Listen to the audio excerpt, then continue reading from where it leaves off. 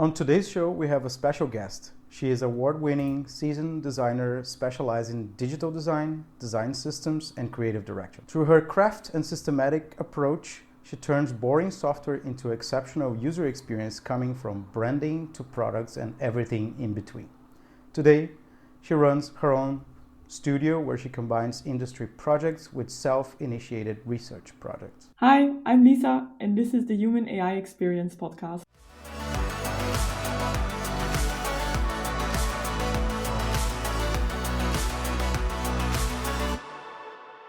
Can you introduce yourself to the audience? Yes, first of all, thank you for having me. My name is Lisa, and I'm a digital designer. I've been there for a decade or so, and currently running my own studio where I do everything related to digital design, from branding, product design systems, and creative direction. Nice. Can you tell us a little bit about your journey and how you became interested in following design career?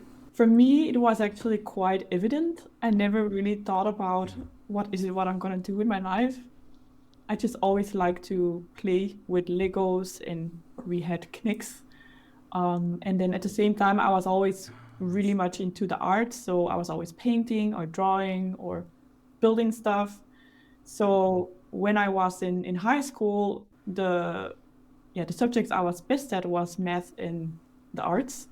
And then I found this study called product design, and I went there because it was in the same building as where my sister was studying architecture. And I walked in and I saw the studio, I saw the people and the vibe, and I was just like, this is what I want to do. And it was already pretty early on. I was not even graduated from high school yet, that I knew that's what I want to do. And that's kind of how I got into it, yeah. I think it's a similar story than ours because we came from our mother. She's an artist, so since we were kids, we were always drawing. And then I followed like an architecture career, the same as you. Like I was like looking at the plans of buildings in the newspaper. So it kind of became something. The curiosity brought me to architecture. Yeah, it's fun. It's funny that your sister is an architect and my brother is an architect. Yeah. And I'm a designer. You are a designer. So it's just fun. And what inspired you to start your own company? I think it's a little bit the same. I never really thought about, now I'm going to start my own company as like an ambition or a goal. It was more like I rolled into it last year, two years ago now. Yeah, well, time flies. I was actually doing a project with a startup called Sorted, and I helped them secure YC funding. I also went over there in San Francisco, and just like getting that vibe of being an entrepreneur and seeing that kind of lifestyle was definitely super inspiring for me. At the same time, I was I was in different jobs, all design related, both IC, but also leadership positions. And I also realized I actually don't know what work means to me, what I want to do with like my craft. And then I also had an urge, a curiosity that was not so much commercial, but very much driven by curiosity. I had some ideas I wanted to explore, and basically I wanted to carve out some time to work on those. So that all combined made me make the decision to go freelance 2023. Yeah, worst timing ever, but worked out. Yeah. Why do you think it was the worst time ever? What did you feel? What was the recession? Yeah, everybody was saying you should not do it now. Don't do it. But yeah. Yeah, but I think it would never be the right time. Exactly. That's and what I experienced. What's the worst that can happen, right? So it's also work related. So I also like to think about work as I just want to work on exciting projects. And if that means in a company or as a freelancer, to be honest, I don't mind so much what to call it. Yeah. How do you... Nice. And what kind of jobs do you develop in your company? Do you try to get some freelancing from companies, or do you work? Yeah, mostly I work with clients. Approach, so both bigger clients, big corporations, but also smaller startups. I do love to work with these like early stage pre-seed startups, because there I can really form, like I can really shape a brand from scratch, build a website, and then also go all the way down to the product experience to really, direct that whole branded experience, and have that holistic approach. I really like that, but at the same time, I also really enjoy working with bigger corporations. Right now, I'm doing an exercise with Egmont. It's like one of the bigger publishers here in Denmark, where I'm helping all the design teams from marketing all the way down to product, streamline their brand and their offerings as well. Yeah. So I really like to do like both kind of things. They're creative in different ways, and the variety is really, really nice. And then when I have downtime, then that's when I do like my personal projects. Last year, that was the dynamic UI design framework. This year, it kind of turned into home renovations, but I would like to pick it up again when that's done after the summer. Yeah. So do you do like interior design too? Like you design? Not on a professional level, but it's my own home that I'm fixing up a bit. Yeah. Yeah, nice. So you mentioned in the beginning that you also paint and you like to, or at least you started like painting, and that kind of triggered that bug that led you into design, right? Can you talk a little bit about, what kind of painting? Is it watercolors, oil painting? Like, do you still do it, or is? Honestly, it was when I was a kid, and I just was using everything that was available to me. It could be making a house out of cardboard, painting it blue and covering it with stars.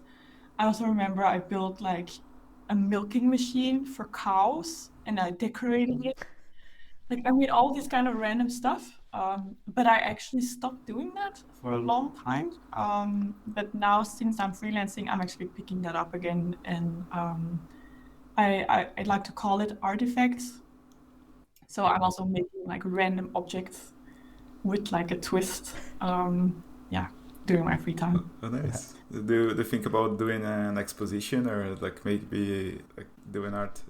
I am, and that's where the home renovations come in, right? So I live on the outskirts of Denmark, and there I'm opening an Airbnb, where I'm actually not really advertising it as an Airbnb, but more as like a space for play and art, where I'm planning to curate objects, both from my own, but also maybe from guests.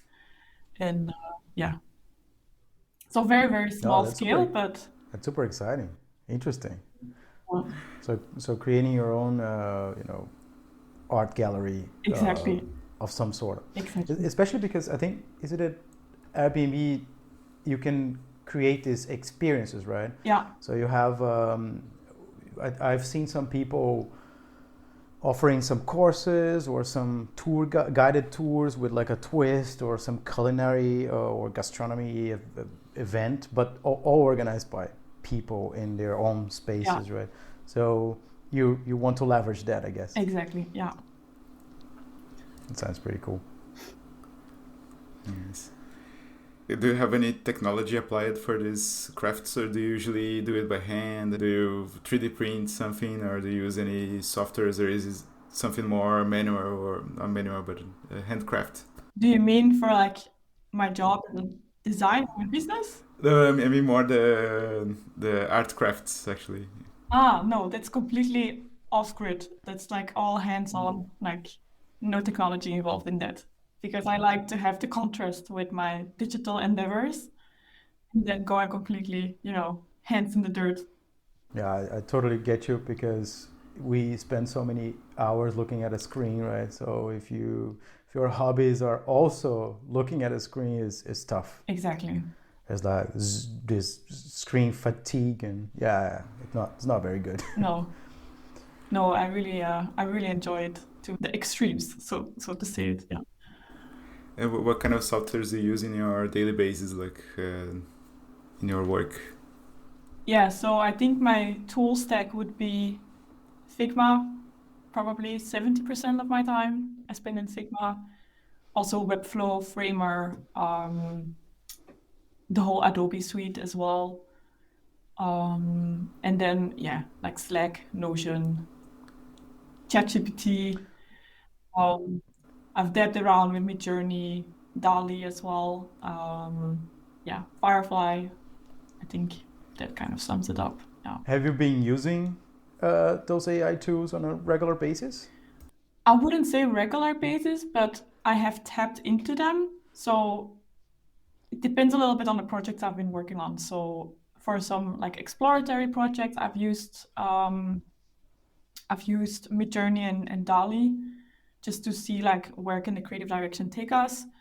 ChatGPT, I use that quite regularly, almost daily, mostly because I'm not a great writer. So I always like to just write something myself and then put it in and then like, hey, make it a little bit nicer. But I actually end up always editing it myself afterwards. So I would never like copy paste directly. I think it still feels a little off to me. I have used it for prompt engineering for clients though, when defining brand voices and tonal voices. I think that can help a little bit to steer them in a direction as well.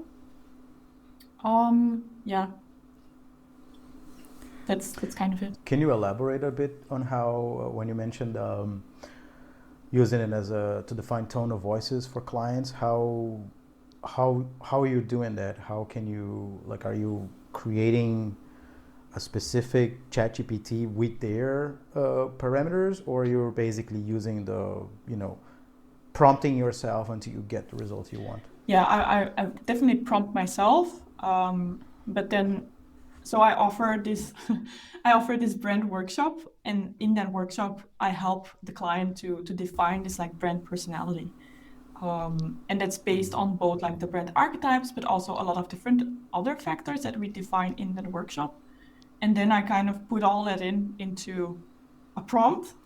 And then ask ChatGPT, for example, like, hey, write a landing page hero section in the tone of voice written from this brand personality.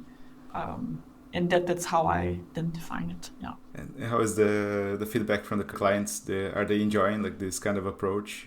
Do they think it's working? Very much. Very much so. I've only used it though on like these small early seed startups. And for them, it's really empowering because that means that they can just, with one prompt, create a lot of content. It saves them time. They don't have to hire a copywriter.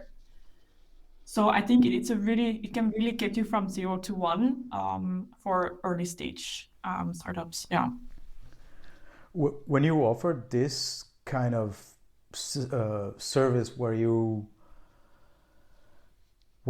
you have a bit of copywriting into it and you're giving like some brand direction, and by using AI, do you charge it differently, or you're kind of like assimilating those tools and into your workflow for this particular cases, but that doesn't have any added costs to the final client? How you're like how are you handling the use of AI embedded in your framework? Is that reflecting? I don't say like, hey, this is done by AI, or I just see it as it's another tool that I'm using to do my work. And I don't see it as something I should charge extra for, because they also have access to it. And it just wouldn't make sense in my head to say like, hey, I did this with AI, but now you have to pay $100 fee because I did it with AI. I think that's a bit ridiculous. So that definitely makes sense. I was just curious. Yeah, of course. I know you have done a project with Lego using AI. I think it's called Dynamic User Interface Design Framework. Is that correct?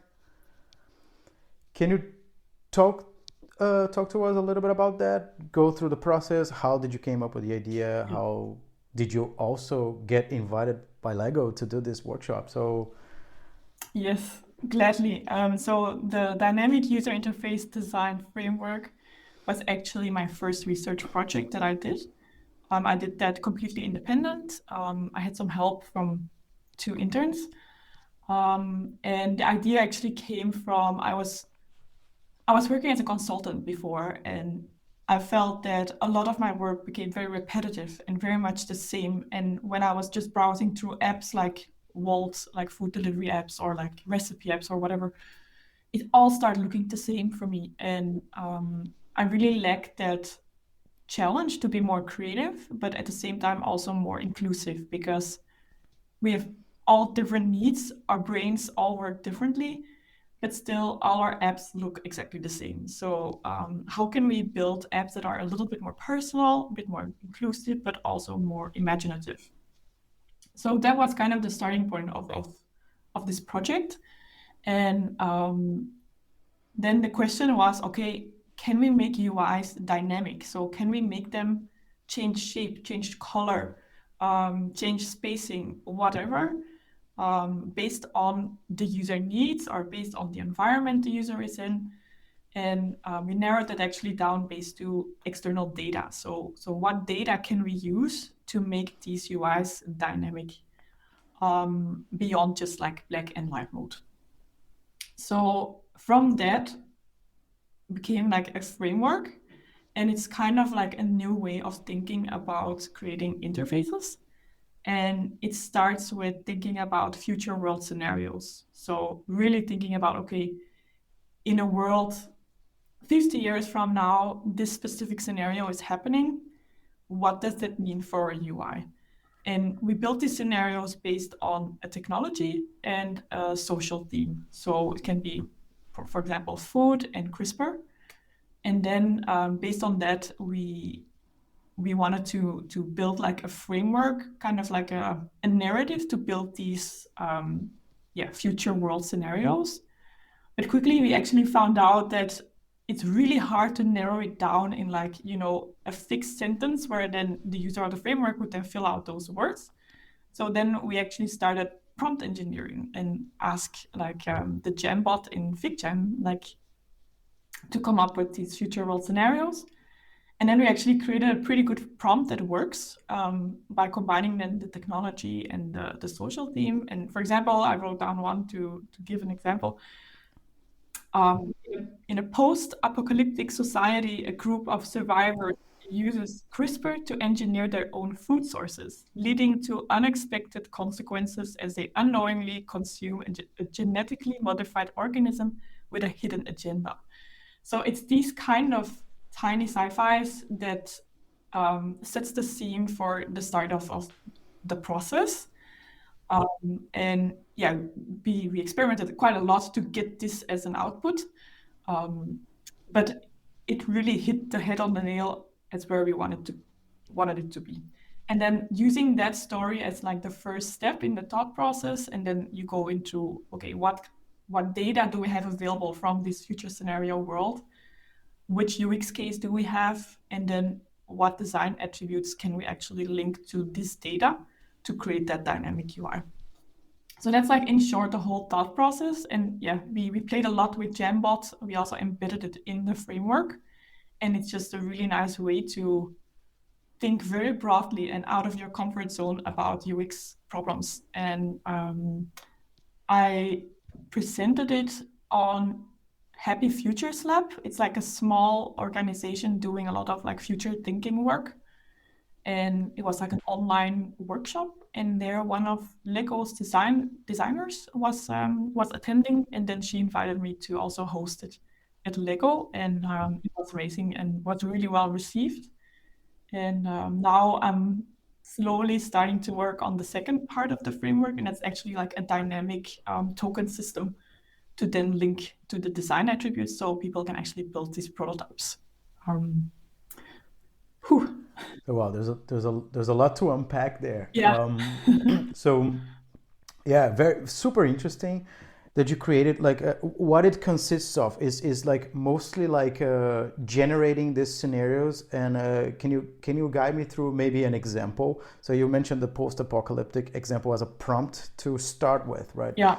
But can you give like a practical example? I don't know if you presented like a practical scenario when you presented to Lego, or how And then what is the outcome? Is it like something in Figma that you can work with, or is like a user journey? So the framework consists of 5 steps, if I remember well.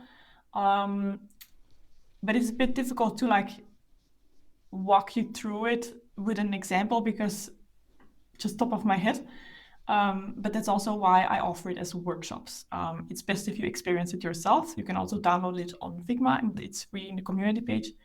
But bottom line, you walk through these different steps. The first one is inspire, and that's where you create that future world scenario.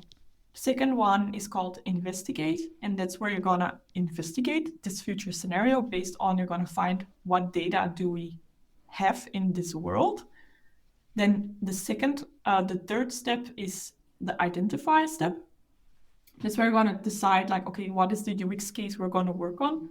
For some companies, they already have one. For others, it's more like an exploratory exercise. So we have built like a little tool where you can then combine like a device and a specific like UX case, a little bit inspired by daily UI challenges.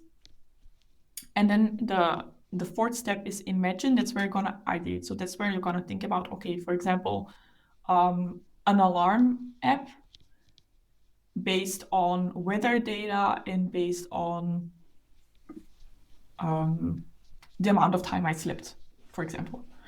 And I want this alarm app to be not on a UI, but maybe on my AI pin that I have. So there's also like these kind of non-classic devices involved as well to again tap into that like future thinking. And once you come up, and that's very like sketchy, like you just have to sketch something or you write down like ideas. It's not super like important that it's like pixel perfect. And then in the last step, that's where you're going to think about input and output.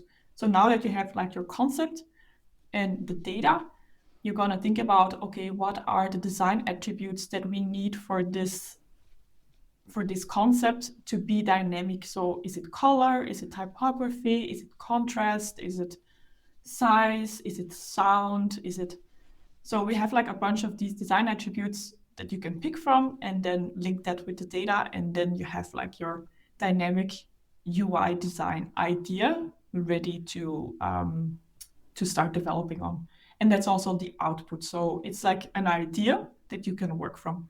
And that's also why I mentioned that there's a second part coming, where I also want to make it possible for designers or creators to actually build that UI in Figma with the help of tokens. So it's basically guiding let's hypothetically speak of a client through a thought process where the result will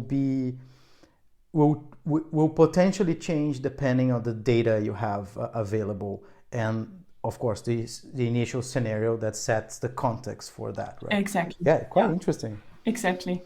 So, and the second step is just, okay, how you, in practical terms, you can take this dynamic idea with its data and materialize in an interface that can adapt depending on, to your example of the alarm, depending on the weather, your alarm will behave differently and your interface will adjust to that. Is that more or less the thought process, or what do you? That's spot on. Yeah, exactly. Awesome, super interesting.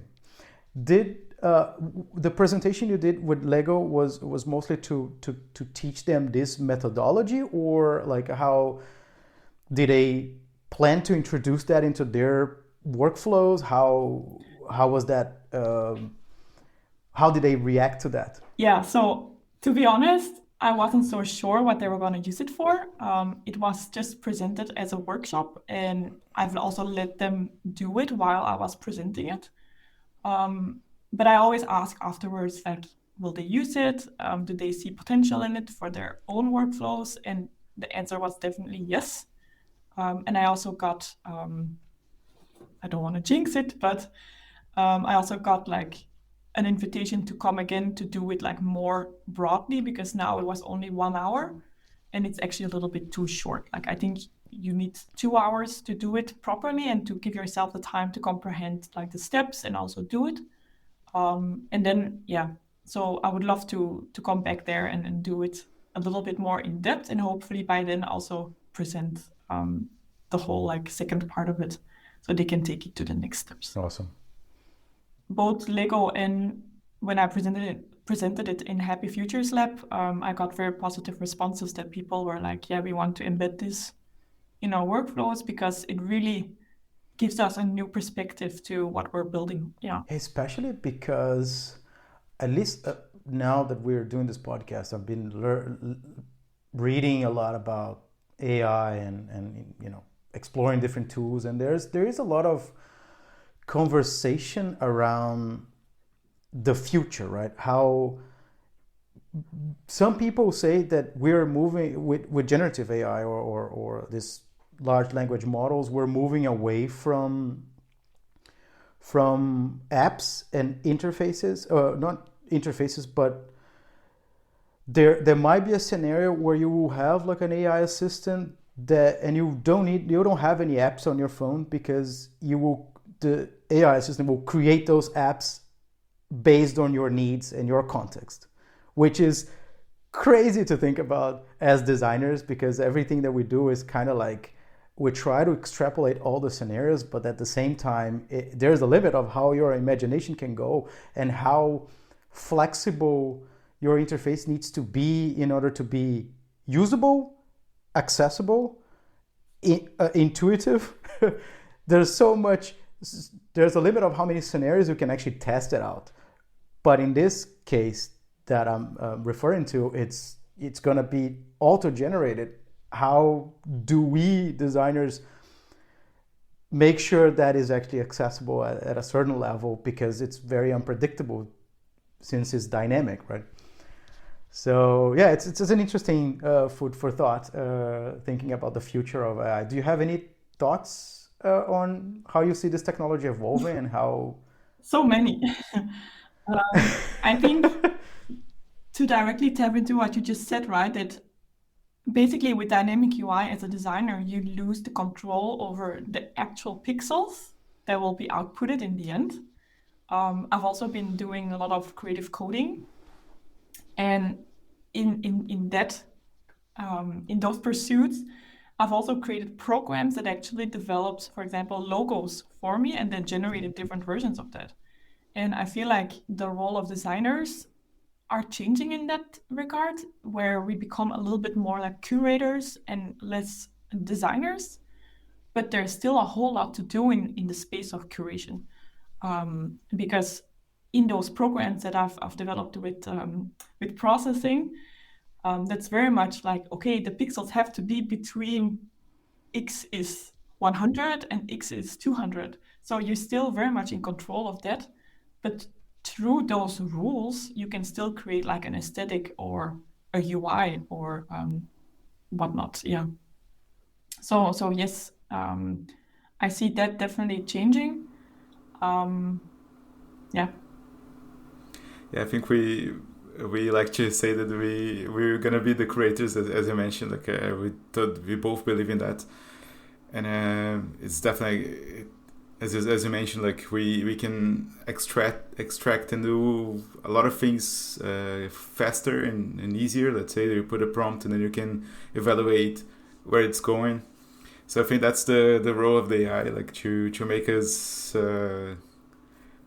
more, I don't know, leave a bit of space to be more creative. Like you put a lot of ideas at the same time, and then you don't need to draw all these ideas. You can just render an idea faster, and then you create and redo it. So in these terms, I think it's a better process, like in a creation way. Yeah, and I think that's the second part to it, right? So I really do hope that AI will take away a lot of the tedious tasks that we have to do. I'm very happy to see Figma taking the first steps in that. For example, naming the layers. I think it's such an amazing feature. Like it's so good for my OCD. So yeah, and I hope to see like lots more of those, so we can actually focus a little bit more on the creative part and get more creative headspace.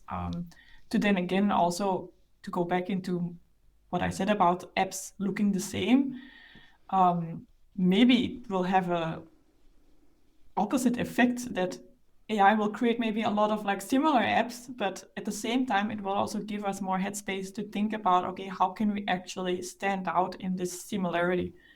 And that's something I'm really excited about. I have a feeling that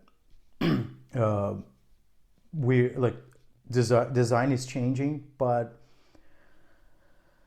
there's a lot of space for the psychology part, right? Or all the whole user experience, basically, and how to use these tools and how to use this, to position yourself as curator, right? You also need to you need a lot of experience to also be a good curator, right? You're not gonna like everything that you study, like your references, like understanding what's good design, like position of things, the whole what is it called? It's not Bauhaus. The hierarchy, the difference. I forgot the UX term for that. When you position things in hierarchy, if they're closer to each other. You could say laws of UX, yes. So you still need to know a lot of the theory, and I have experimented a lot to be able to curate interfaces or designs. So, but I think a lot of the execution will be automated, and we will just steer the execution. Even though I do enjoy doing, I would assume you also do. But again, if you can be more productive, or you can eliminate some of the boring tasks, is already a good start. Yeah, I'm a little bit like in between about that, to be honest, because there is also something, for me at least, going through the design process also shapes the design. So when I'm drawing by hand my wireframes, that's also when I start thinking about things I would otherwise not have thought of. And I don't see that thought process being replaced by prompt writing immediately. But I'm also curious to see like how that would evolve. Like the whole, like writing a prompt and boom, you have a whole app interface. I think that's a little bit, I'm curious to see how that will work. Will people actually connect to those apps, or I'm not sure. What I think, maybe while we are drawing, it will render at the same time, so you can actually draw something and then you can see like easily. Maybe that's the future, because I do believe, as you mentioned, like I like to draw by hand. I don't have the best rendering drawings, but they put out the ideas from my head, so I think they're super necessary for my creative process. So I don't want to get rid of that. But if I can put that and create, for example, a render of a building from that, like easily, it helps me to see if my idea is coming from to a good pathway or a bad pathway, so I can just get rid of it. Yeah. So that's... Yeah, that definitely. I totally agree with that. Yeah. Or like one thing I also never, when you have an app, then you have to design like, what's the success state? What's the error state? What's the warning state? All those kind of things. I think I would be happy that AI could do that for me.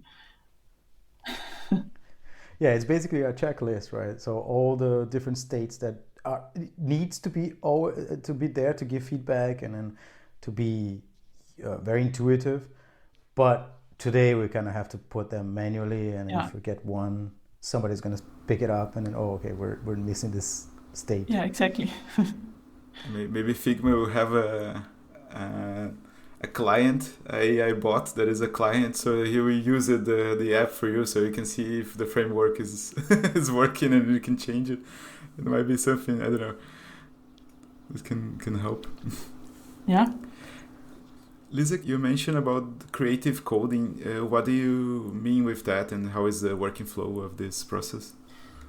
Creative coding, I see for me, is just another tool to bring ideas to life. And what I like about it is that with a few lines of code, you can create many variations of the same idea. And I did a project for Creative Coding Utrecht. It's like a foundation doing a lot of workshops, exhibitions, shows to actually facilitate creative coding in the Netherlands. And their logo is basically just a piece of code that then generates itself infinitely. And for me, it's a really powerful tool because, again, it puts you in the shoes of a curator instead of a designer, but also gives the client a lot of empowerment to develop their own version of the logo and to expand the brand to their likes and to whatever they would need in the future. So they become less dependent on you.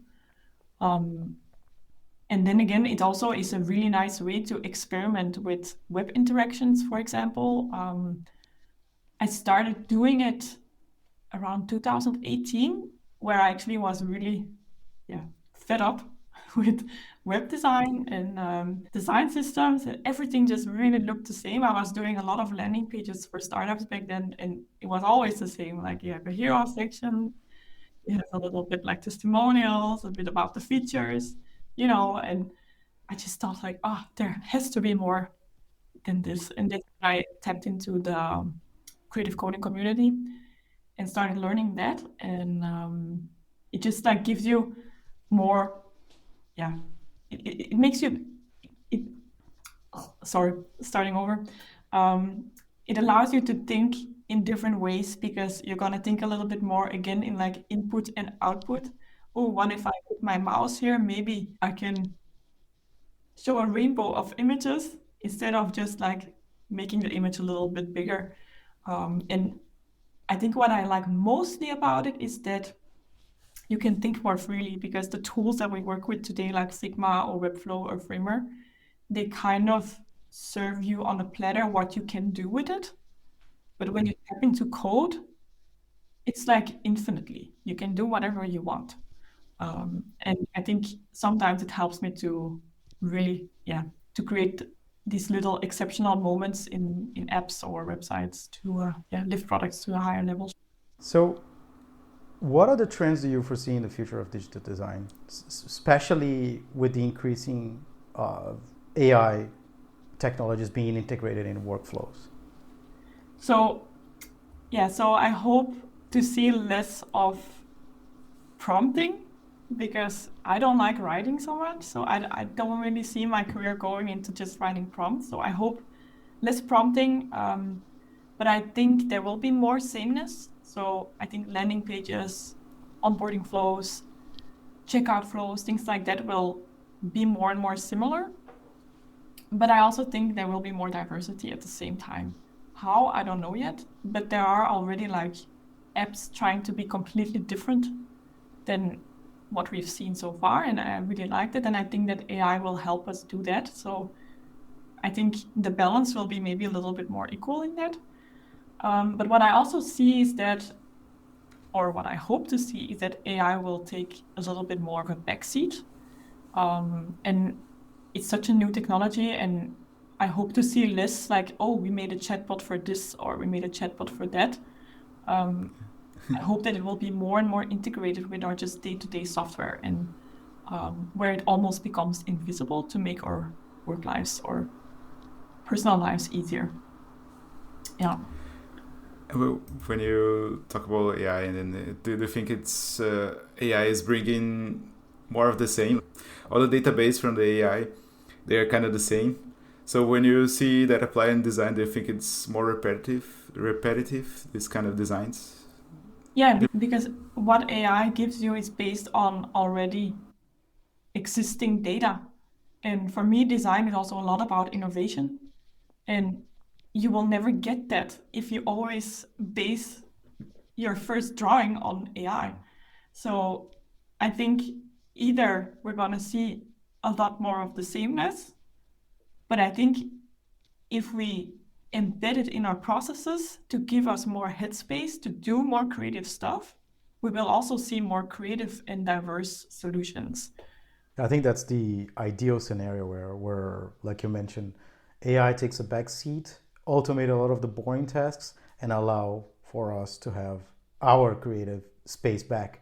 Because today, the life of a designer is like in between meetings, like depending on where you're working, you have to divide yourself doing some documentation, meetings, alignments.